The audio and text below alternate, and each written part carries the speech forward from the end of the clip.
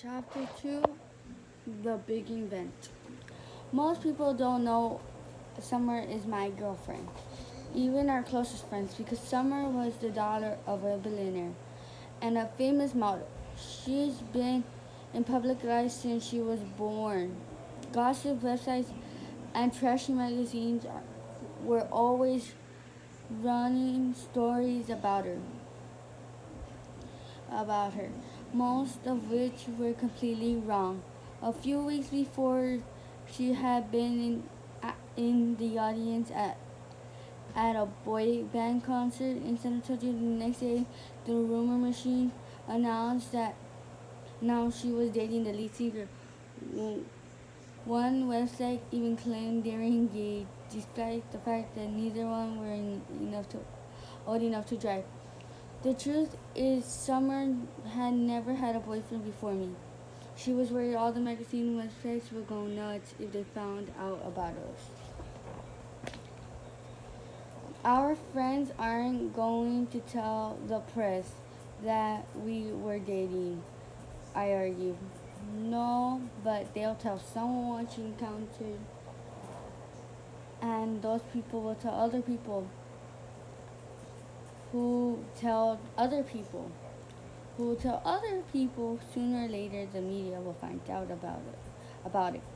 The next thing you know, there'll be TV crews camped outside your lawn. We don't have a lawn, I pointed out.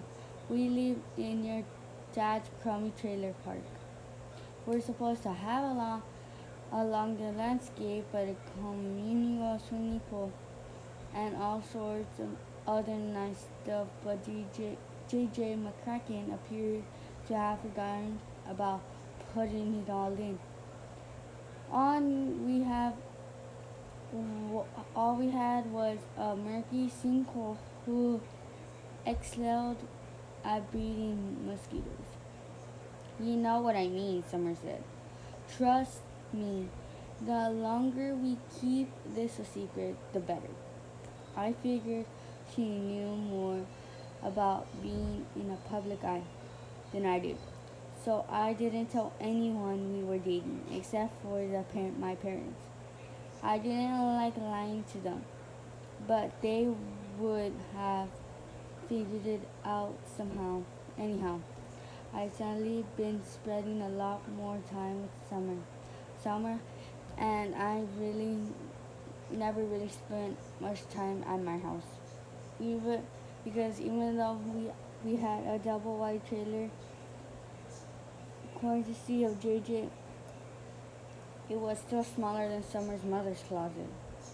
Sometimes we went to the McCracken's ranch because they have a pool and tennis courts and stables with horses and a chef with who studied in Paris. But most of the time we just hung out at the fun jungle because Summer was JJ's daughter. She could arrange lots of cool things in addition to swimming with the dolphin, like getting to sneak onto rides without having to wait in line like everyone else. Although Summer didn't live in fun jungle like I did, she considered it her second home. The park had been her idea back when she was a little girl. She spent much of her time life watching it all come together. Since she loved animals, she's been extremely involved in the lab, making plenty of suggestions. Her father had actually used, so she knew the park as well as I did, maybe even better. As we raced through fun jungle from the dolphin adventure, we both knew very shortcut, agreeing the fastest route without needing to discuss it. We're dodging between the shark encounter and the petting zoo, circled the Monkey Mountain, and cut right through the underwater section of the Hippo River until we arrived at the entry plaza. It was a madhouse.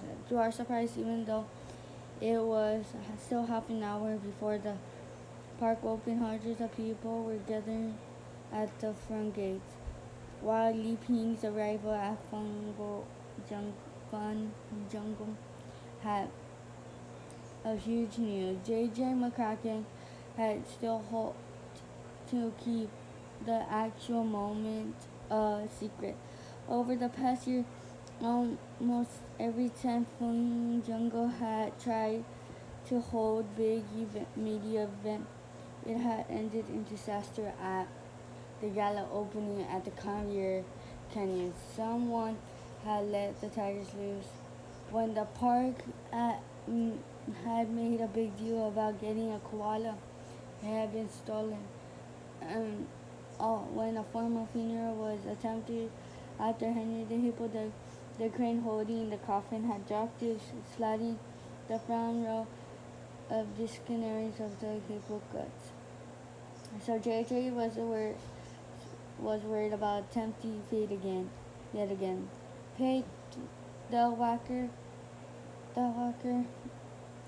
Fun Jungle's head of the public relationship, had decided that the second week of the event is still to sell the story. He didn't actually know much about animals. He recently started on a live television on primary food sources. For coyotes was roadrunners. He knew how to work the media instead of getting public excited about the exact day the panda would arrive.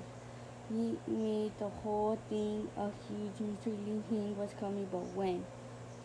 He advertised on billboards, TVs, and radio stations around the country.